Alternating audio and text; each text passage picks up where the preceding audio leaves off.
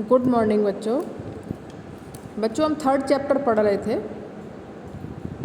अभी वो समाप्त नहीं हुआ है, एक दो चीज़ें उसमें और बची हैं। उसी चैप्टर के अंतर्गत आज हम पढ़ेंगे परिवार, परिवार का अर्थ एवं परिभाषाएं। परिवार क्या है? देखिए, स्वाभाविक रूप से परिवार जो सामाजिक संगठनों में सबसे प्राचीन है और यह पूरे विश्व में पाया जाता है और ये किसी न किसी रूप में प्रत्येक समाज में भी यह पाया जाता है। अन्य प्राणियों के समान मनुष्यों में भी जाति सृजन तथा वंश संरक्षण की नैसर्गिक प्रक्रियाएं होती हैं और इन्हीं प्रक्रियाओं या प्रेरणाओं से ही परिवार का जन्म होता है। देखिए, परिवार की यहाँ पर कुछ परिभाषाएं दी हुई हैं। कई समाजशास्त्रियों ने परिभाषाएं दी हैं। आगमन निम्का, विजेंस एवं विजेंस, किंसले डेविस, मैकाइवर पेज। देखिए, मैकाइवर पेज क्या कहते हैं? परिवार पर्याप्त निश्चित उन संबंधों द्वारा परिभाषित एक ऐसा समूह है जो बच्चों को पैदा करने तथा लालन पालन करने की व्यवस्था करता है। यानी परिवार में पति पत्नी के रूप में आकर उनको बच्चों को जन्म देते हैं और उनका पालन पोषण करते हैं और हम उसको परिवार का नाम देते हैं। इन परिभाषाओं में से आप 3-4 परिभाषाएं जो आपको ईजी लगें आप उनको लर्न कर लीजिए। अब देखिए, परिवार की मुख्य विशेषताएं। परिवार की विशेषताएं क्या हैं? देखिए, इसमें कई पॉइंट्स हैं। पति पत्नी का संबंध परिवार में महत्वपूर्ण क्या है? मेन होता है पति पत्नी का संबंध। परिवार का विकास पति पत्नी के यौन संबंध द्वारा होता है और बिना पति पत्नी के संबंधों के परिवार की कल्पना नहीं की जा सकती। यानी जब पति पत्नी का संबंध होगा तभी परिवार की उत्पत्ति होगी, क्योंकि उनके प्रेम संबंधों से बच्चों की उत्पत्ति होगी, जिसको हम परिवार का नाम देते हैं।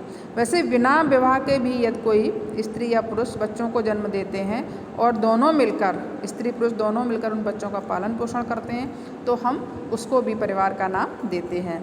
यौन संबंध, यौन संबंधों की प्रवृत्ति प्रत्येक प्राणी में पाई जाती है। यानी इस सृष्टि में जितने भी प्राणी हैं, जितने भी जीव हैं, उनमें यह प्रवृत्ति पाई जाती है और इसी प्रवृत्ति की वजह से ही सृष्टि का विकास होता है। यानी सृष्टि का विकास यौन संबंधों पर ही निर्भर है। मनुष्य में भी काम भावना प्रबल रूप से पाई जाती है और इसी कारण से परिवार की उत्पत्ति होती है। हालांकि हम सभ्य समाजों में विवाह संबंध के द्वारा इस प्रवृत्ति की संतुष्टि होती है और परिवार का जन्म होता है। रक्त संबंध, परिवारों में जो संबंध रहते हैं सदस्यों के, वो रक्त से संबंधित रक्त संबंधों से परिवार जुड़ा रहता है। जैसे एक स्त्री के से जो बच्चे जन्म लेते हैं उनकी समस्त संतानों में रक्त का संबंध होता है। यानी ब्लड रिलेशन उनके रहते हैं। जो एक ही माँ के बच्चे हैं उनमें आपस में रक्त संबंध पाए जाते हैं। वर्तमान समय में परिवार के सदस्यों में पाए जाने वाले रक्त संबंधों की जांच DNA परीक्षण द्वारा भी की जा सकती है। निवास स्थान, जो परिवार एक ही परिवार के सदस्य होते हैं उनका निवास स्थान भी एक ही जगह होता है और शारीरिक सुरक्षा तथा विभिन्न सुविधाओं के लिए एक ही स्थान पर वो रहते हैं। यदि आवश्यकता पड़ने पर अगर वो नौकरी करने के लिए घर से या किसी विशेष कार्य की वजह से वो बाहर जाते हैं तो हम उनको परिवार से अलग नहीं समझते, तो उनसे परिवार की उनकी समाप्ति नहीं होती है कि वो परिवार के सदस्य फिर भी रहते हैं।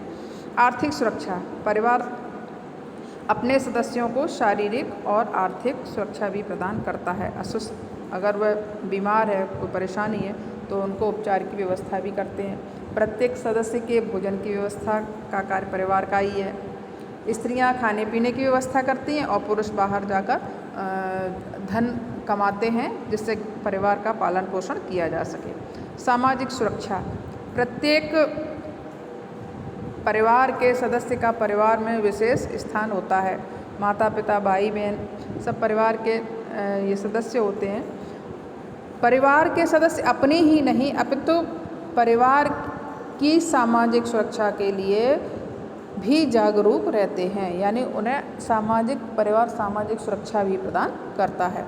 सभ्यता और संस्कृति का ज्ञान, परिवार में जब बच्चा जन्म लेता है तो वहाँ की सभ्यता और संस्कृति को माता पिता उसको सिखाते हैं, उसका पाठ पढ़ाते हैं तथा विभिन्न शिष्टाचारों से वह अपने परिवार में ही परिचित होता है।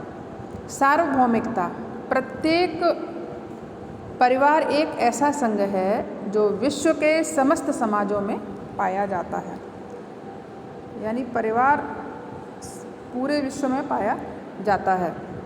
और इनमें क्या जो इनकी प्रवृत्तियाँ होती हैं वो कैसे भावनाओं पर आधारित होती हैं। हम अपने परिवार से फीलिंग्स रखते हैं, उनसे जुड़े रहते हैं। जो भावनाएं हमारी अपने परिवार के प्रति होती हैं वो भावनाएं हमारी किसी अन्य के प्रति नहीं होती हैं। जैसे वात्सल्य है, प्रेम है, यौन संबंध है, दया, ममता आदि सब हमें ये कहाँ से मिलता है? परिवार से ही मिलता है। हम उनसे भावनात्मक रूप से उनसे जुड़े होते हैं। सीमित आकार, परिवार का सदस्यों की संख्या कम होती है और उसका आकार सीमित होता है। स्थायी और अस्थायी प्रकृति, परिवार की स्थिति स्थायी भी है और अस्थायी भी। स्थायी कैसे है? जैसे परिवार का निर्माण पति पत्नी से होता है, परंतु इनमें से अगर किसी एक व्यक्ति की मृत्यु हो जाती है या तलाक हो जाता है या उन दोनों में से एक ही व्यक्ति रह जाता है तो इस संस्था का जो जब दोनों रहते हैं तब तो संस्था स्थायी है, और एक के मरने के पश्चात या तलाक होने के पश्चात वो संस्था ख़त्म हो जाती है तो वो अस्थायी हो जाती है।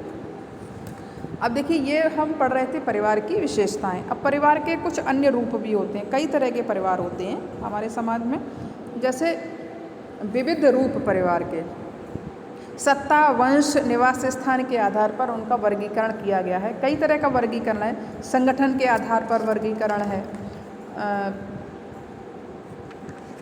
अब देखिए, इनका जो है पितृमूलक परिवार और मातृमूलक परिवार, इनको दो श्रेणियों में हम विभाजित कर सकते हैं। पितृमूलक परिवार कौन से होते हैं? जिन परिवारों में पितृसत्तात्मक परिवार होते हैं, यानी जहाँ मुखिया घर का सबसे बड़ा पुरुष व्यक्ति होता है और पूरे परिवार उसके नियंत्रण में रहता है और उसका जो वंश चलता है वो पिता के नाम से चलता है और संपत्ति के जो अधिकारी होते हैं पिता के पश्चात उनके पुत्र होते हैं। और जब शादी करने के पश्चात वधू अपने पिता के घर आके यानी वर के घर आकर रहती है। ऐसे परिवारों को हम पितृसत्तात्मक परिवार कहते हैं। हमारे पूरे समाज में जो हम परिवारों में रह रहे हैं वो उस परिवार किस तरह के? पितृसत्तात्मक परिवार ही है, क्योंकि पिता की संपत्ति में पुत्र का अधिकार है और वधू शादी होके वर के घर जाती है। दूसरे परिवार होते हैं मातृमूलक परिवार। मातृमूलक परिवार कैसे हैं? ये मातृसत्तात्मक परिवार भी इनको कहा जाता है। इसमें प्रधानता माता की होती है, यानी स्त्री जो घर की सबसे बड़ी स्त्री होती है उसके नियंत्रण में घर के सभी सदस्य रहते हैं। और इसमें क्या होता है? वंश का नाम पत्नी के नाम से चलता है, यानी स्त्री के नाम से चलता है। अब वैसे हालांकि ये चलन हमारे समाज में बहुत कम इस तरह के परिवार देखने को मिलते हैं, नहीं ना के बराबर हैं, क्योंकि और यहाँ पर क्या होता है कि मातृसत्तात्मक परिवारों में शादी जब होती है तो वर पक्ष होता है, वर होता है यानी लड़का होता है, वो अपनी लड़की के घर जाके रहता है, यानी अपनी पत्नी के घर जाकर रहता है। हालांकि इनकी काफ़ी कमी है, समाज में ये नहीं पाए जाते, लेकिन अभी भी कुछ जो जातियां हैं जहां पर ये पाए जाते हैं। मालाबार और असम में मातृसत्तात्मक परिवार पाए जाते हैं। ये परिवार मातृस्थानीय होते हैं। विवाह के पश्चात लड़का और लड़की लड़की वालों के घर जाकर रहता है। अब देखिए, विवाह की प्रणाली के आधार पर वर्गीकरण। विवाह की प्रणाली क्या है? देखिए, विवाह कई तरह के होते हैं। एक विवाही परिवार में पति पत्नी दोनों एक ही रहते हैं और वो अपना जीवन यापन करते हैं। दूसरा होते हैं बहुपत्नी परिवार। एक व्यक्ति की कई पत्नियां होती हैं, उन्हें बहुपत्नी परिवार कहते हैं। नंबर थर्ड है बहुपति परिवार, जिनकी एक पत्नी की कई पति होते हैं। एक स्त्री के जब कई पति होते हैं तो उसे बहुपति परिवार कहते हैं।